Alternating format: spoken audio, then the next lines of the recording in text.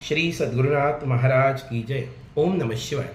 लग्न प्रसंगामध्ये समजा वधूला म्हणजे नवऱ्या मुलीला रजोदोष म्हणजेच मासिक अडचण आली किंवा मासिक दोष निर्माण झाला तर काय करायला पाहिजे.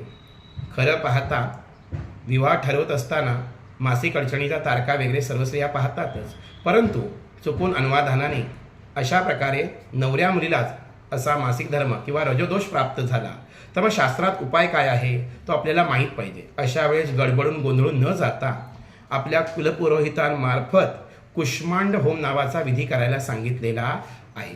हा विधी जर केला तर तात्पुरत्या स्वरूपामध्ये तो विधी करण्यापुरती शुद्धता देहाला प्राप्त होते आणि नवऱ्या मुलीला तो विधी करण्याची प्राप्ती किंवा तो विधी करण्याची संमती शास्त्रानुसार प्राप्त होत असते. हा कुष्मांड होम म्हणजे काय असतो तर साधारणतः 51 तुपाच्या आहुत्या एका विशिष्ट मंत्रांनी दिल्या जातात. त्याचे 51 विशिष्ट मंत्र आहेत, ते तुमचे कुलपुरोहित जाणत असतात. मग अशा वेळेस कुष्मांड होम नावाचा विधी करायला सांगितलेला आहे. मग हा कुणी करायचा.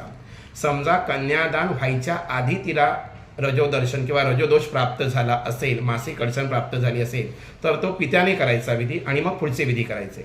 समजा कन्यादान झाल्यानंतर मुलीला तो रजोदर्शनाचा दोष आला असेल किंवा रजोदोष प्राप्त झाला असेल, मासिक धर्म आला असेल तर कन्यादानानंतर तो तिच्या पतीने करायला हवा विधी.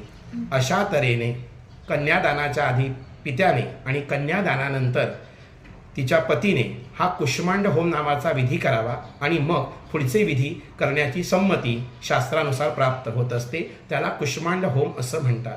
शास्त्र कधीही आपली अडवणूक करत नसतं किंवा गोंधळात टाकत नसतं, म्हणून शास्त्राचा अभ्यास असणं आणि माहिती असणं अत्यंत गरजेचं आहे.